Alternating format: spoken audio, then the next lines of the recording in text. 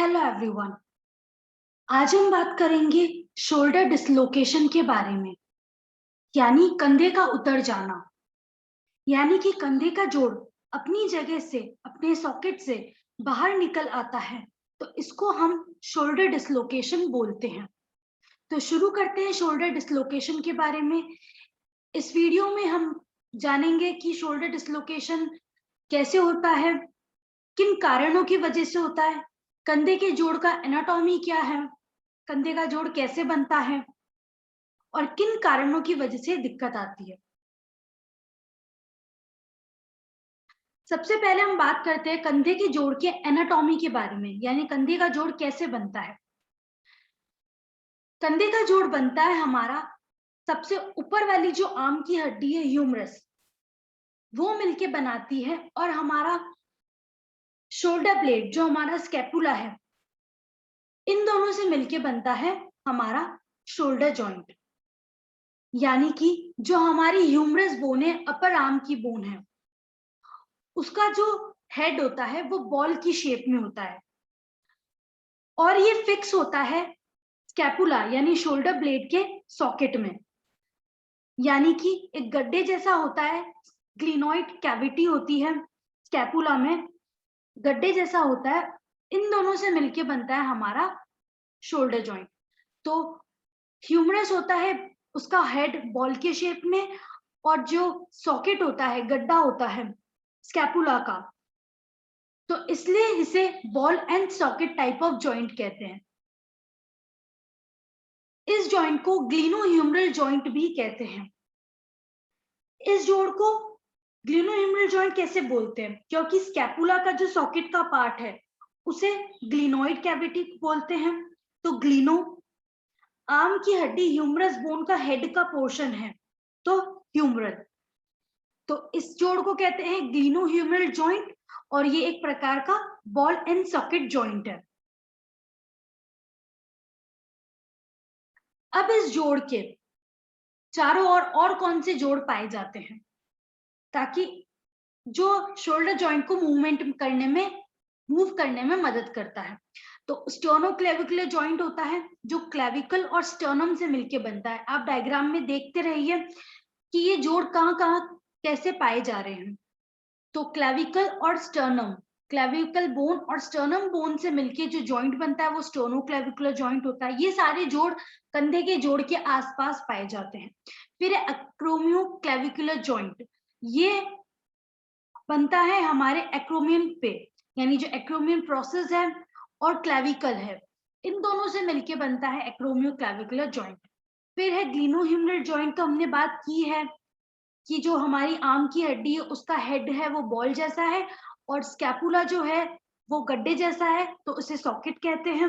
तो इसलिए इसे बॉल एंड सॉकेट और ग्लिनोह्यूमरल जॉइंट कहते हैं। जो मूवमेंट करता है हमारे कंधे को सीधा ले जाने में, साइड में ले जाने में, पीछे ले जाने में, कंधे को रोटेशन करने में, यानी सर्कुलर मोशन करने में।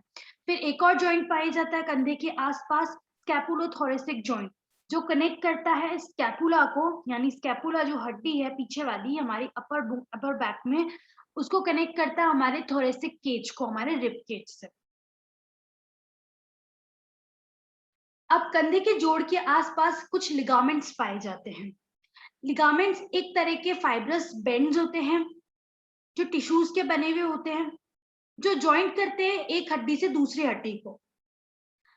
फिर हमारे कंधे के पूरे चारों ओर कैप्सूल पाया जाता है, जिसे जॉइंट कैप्सूल कहते हैं।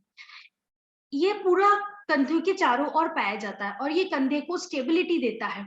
कंधा अपनी जगह से खिसके नहीं, डिसलोकेट नहीं करे। जब भी हम कोई मूवमेंट करें शोल्डर का, तो ओवर यूज मूवमेंट ना हो, ना कंधा अपनी जगह से खिसके, तो उसको स्टेबिलिटी देता है ये कैप्सूल।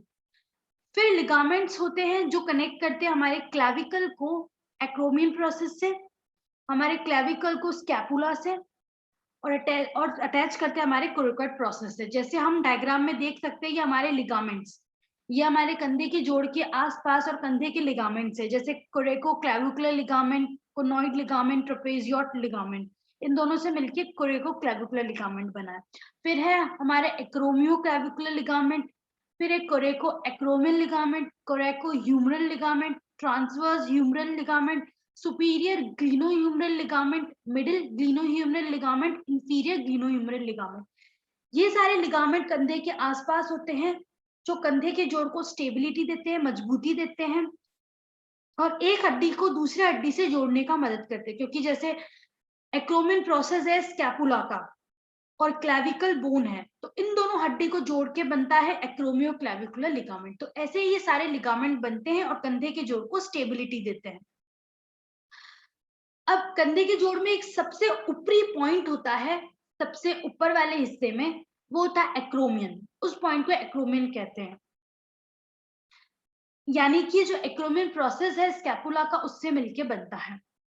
अब कंधे के जोड़ के आसपास मांसपेशियों का एक गुच्छा पाया जाता है, जैसे deltoid muscles, rotator cuff muscles, जो कंधे के मूवमेंट में मदद करते हैं, यानी कंधे को घुमाने में मदद करते हैं। आर्म की मसल जैसे बाइसेप्स मसल। अब सबसे मुख्य मांसपेशियां कौन सी होती है? इस जोड़ के चारों ओर 4 मांसपेशियां होती है, जिसे रोटेटर कफ मसल्स कहते हैं। आगे की तरफ सबस्कैपुलरिस मसल होती है, ऊपर की तरफ से सुप्रास्पाइनेटस मसल आती है, पीछे की तरफ से 2 मांसपेशियां आती है, इंफ्रास्पाइनेटस और टेरेस माइनर। ये चारों होती है हमारे रोटेटर कफ मसल्स। ये हमारे ग्लिनोह्यूमरल जॉइंट को, यानी कि बॉल एंड सॉकेट जॉइंट को होल्ड करके रखती है, इनको मजबूती देती है, इनको अपनी जगह पे रहे ये और मूवमेंट में मदद करती है। अब शोल्डर जॉइंट हमारा सबसे मोबाइल जॉइंट है, यानी ये ऐसा जॉइंट है, ऐसा जोड़ है जिसमें सारे मूवमेंट होते हैं सारे डायरेक्शन में, यानी हम इसको पूरा 360 डिग्री तक रोटेट कर सकते हैं। तो इसलिए इसके डिसलोकेट होने के, उतर जाने के चांसेस बहुत ज्यादा होते हैं, तो इसलिए इजीली शोल्डर डिसलोकेशन हो जाता है। इसलिए शोल्डर इजीली डिसलोकेट हो जाता है, उतर जाता है अपनी जगह से। तो शोल्डर डिसलोकेशन यानी कि ग्लिनोह्यूमरल जॉइंट डिसलोकेशन, क्योंकि हमने बात की थी पहले भी कि स्कैपुला है जो हड्डी, उसका सॉकेट का पार्ट है, गड्ढा है, उसे ग्लिनोइड बोलते हैं, तो उससे बना है ग्लिनो। और आर्म की हड्डी ह्यूमरस बोन का हेड का पोर्शन है, तो इसे कहते हैं ह्यूमरल। तो इससे मिलके बना है ग्लिनोह्यूमरल जॉइंट। तो इससे शोल्डर डिसलोकेशन को ग्लिनोह्यूमरल जॉइंट डिसलोकेशन भी कहते हैं। तो इसमें क्या होता है, जो हमारी आर्म की हड्डी ह्यूमरस, वो ग्लिनोइड कैविटी से, अपने गड्ढे से खिसक जाती है और बाहर की तरफ आ जाती है। जैसे आप डायग्राम में देख सकते हैं, ये हमारा नॉर्मल है शोल्डर जॉइंट, ग्लिनोह्यूमरल जॉइंट। अब ये निकल गया है, यानी सॉकेट से जॉइंट बना रखा है, पर जो हड्डी है, जो बॉल शेप का जो हेड है ह्यूमरस का, वो बाहर निकल गया है अपने सॉकेट से। तो जब ये निकल जाता है बाहर अपने सॉकेट से, तो इसे कहते हैं शोल्डर डिसलोकेशन, डिसलोकेटेड शोल्डर। अब कितने तरह के शोल्डर डिसलोकेशन होते हैं? 3 तरह के होते हैं, anterior dislocation, posterior dislocation, inferior dislocation. यानी जब कंधा आगे की तरफ चला जाता है, यानी जब जो हमारी आर्म की हड्डी का जो हेड है वो आगे की तरफ निकल के बाहर आ जाता है अपनी ग्लिनोइड कैविटी से, तो इसे एंटीरियर डिसलोकेशन बोलते हैं। अब ये ही ह्यूमरस का जो हेड का पोर्शन है, जब अपनी ग्लिनोइड से वो पीछे की तरफ आ जाता है, ग्लिनोइड कैविटी को छोड़ के जब हेड पीछे की तरफ खिसक जाता है, डिसलोकेट हो जाता है पीछे की तरफ, तो उसे पोस्टीरियर डिसलोकेशन कहते हैं। इंफीरियर डिसलोकेशन यानी कि जब जो हेड है वो नीचे की तरफ डिसलोकेट होके नीचे की तरफ उतर जाता है, निकल जाता है नीचे की तरफ, तो उसे कहते हैं इंफीरियर डिसलोकेशन। तो जब आगे की तरफ और नीचे की तरफ जब जाता है तो वो एंटीरियर डिसलोकेशन होता है, यानी कि जब कोई भी सडन फोर्स हमारे कंधे के पीछे की तरफ लग रहा है, यानी हमारे बैक पोर्शन में डायरेक्ट कोई सडन फोर्स लग रहा है, कोई सडन आके कुछ स्ट्राइक कर रहा है हमारे पीछे की तरफ से, तो हमारा जो शोल्डर जॉइंट है, जो हेड है ह्यूमरस का, वो आगे की तरफ बाहर आके निकल जाता है, तो इंटीरियरली आ जाता है वो। और ये सबसे ज्यादा डिसलोकेशन देखने को मिलता है, 95% केसेस इंटीरियर डिसलोकेशन के देखने को मिलते हैं।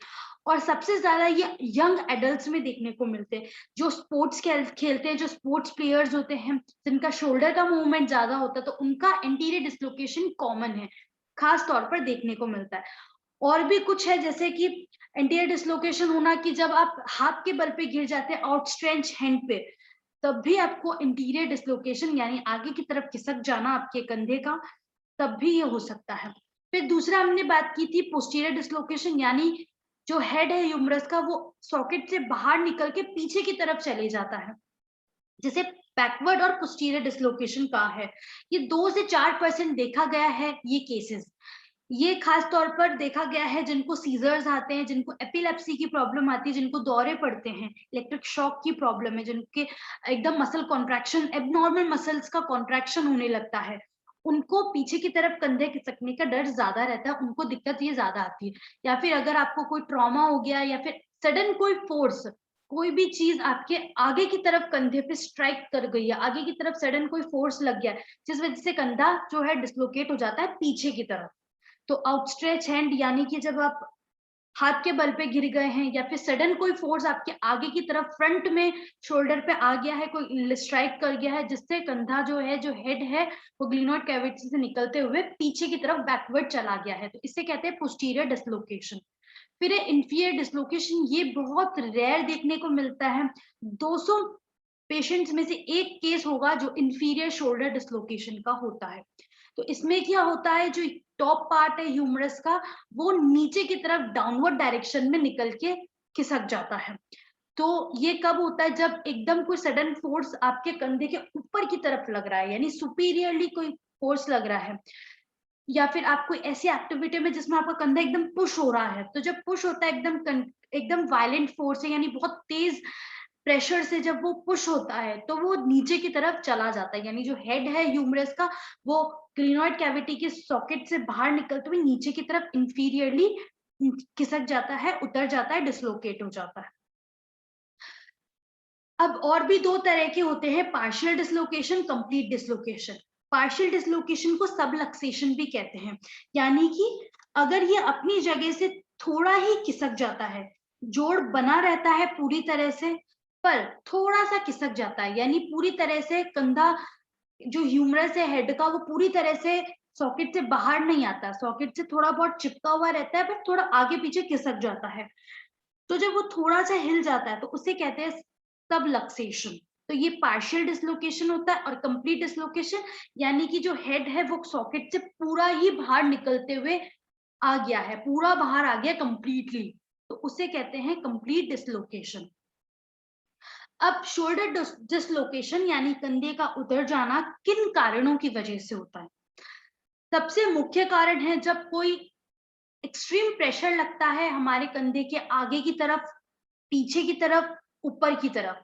जब कोई भी चीज हैवी प्रेशर से, एक्सटर्नल फोर्स से, एक तेज से रफ्तार से, एक तेज के फोर्स से जब हमारे कंधे पे डायरेक्ट कुछ ब्लो आके कुछ गिरता है, तो इस वजह से कंधा खिसक जाता है, निकल जाता है बाहर, कोई एक्सट्रीम फोर्स की वजह से। फिर है डिसलोकेट होने का, जैसे अगर हम आउटस्ट्रेच हैंड पे गिर गए, यानी कि जब अपने पूरे हाथ के बल पे सीधा गिर चुके हैं, जब गिर जाते हैं हम पूरे सीधे के हाथ के बल पे तो भी कंधा खिसक जाता है, ये भी एक कारण है।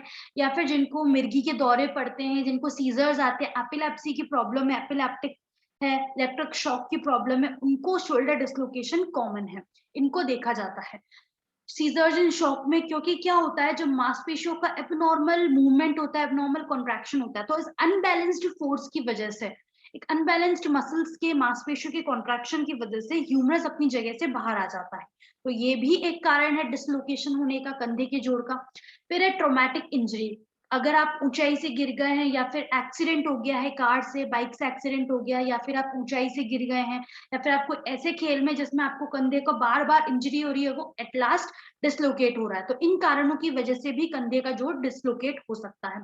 फिर ओवरयूज रिपीटेटिव मूवमेंट, अगर कोई भी मूवमेंट हम बार बार करते हैं, रिपीटेड करते हैं, जैसे वॉलीबॉल प्लेयर्स स्विमिंग जो करते हैं, टेनिस प्लेयर्स, गोल्फ प्लेयर्स, तो जो स्पोर्ट्स एक्टिविटी में जो ओवर यूज रिपीटेड मूवमेंट करते हैं, तो बार बार प्रेशर आने की वजह से तब भी कंधे का डिसलोकेशन हो सकता है।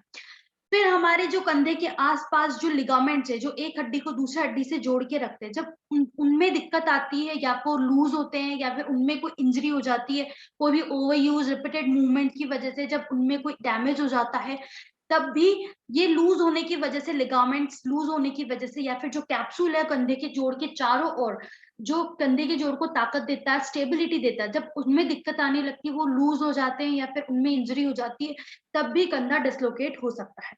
फिर मल्टी डायरेक्शनल इंस्टेबिलिटी, यानी कि अगर जेनेटिकली अगर आपको फैमिली में किसी को कंधे के जोड़ की ये प्रॉब्लम है, डिसलोकेट बार बार होता है, जिनका कंधा स्टेबल नहीं है, लूज है कंधा, जिनको ऐसा फील होता है कि मेरा कंधा जो है वो बहुत ज्यादा लूज है, अजीब सा फील होता है, तो अगर आपको फैमिली में किसी को, तो आपको भी हो सकता है। तो यानी कि कुछ लूज लिगामेंट्स पाए जा रहे हैं आपकी बॉडी में, जो आपके पहले जेनेटिकली मतलब आपकी फैमिली में किसी के है, तो आपकी बॉडी में भी वो लूज लिगामेंट्स है, जिस वजह से इसे डबल जॉइंटेड भी कहते हैं। तो इस वजह से भी जेनेटिकली भी शोल्डर डिसलोकेशन देखा गया है। तो हमने बात करी थी अब शोल्डर जॉइंट की एनाटॉमी के बारे में, क्या होता है, कितने प्रकार के शोल्डर डिसलोकेशन होते हैं, किन कारणों की वजह से शोल्डर डिसलोकेशन होता है। अगले वीडियो में हम बात करेंगे कि जब कंधा खिसक जाता है तो क्या लक्षण देखने को मिलते हैं पेशेंट में, इसका कैसे पता किया जाता है कि शोल्डर डिसलोकेट हुआ है या नहीं, फिर ये सबसे ज्यादा डिसलोकेशन किन में बार बार होता है, किन में सबसे ज्यादा रिस्क है, कंधे के जोड़ का जब डिसलोकेशन हो जाता है तो इसका इलाज कैसे किया जाता है, इसका क्या इलाज है, अगर सर्जरी होती है तो सर्जरी के बाद फिजियोथेरेपी ट्रीटमेंट क्या है, पोस्ट ऑपरेटिव एक्सरसाइजेस क्या है, और आप घर पे इसका कैसे ध्यान रख सकते हैं।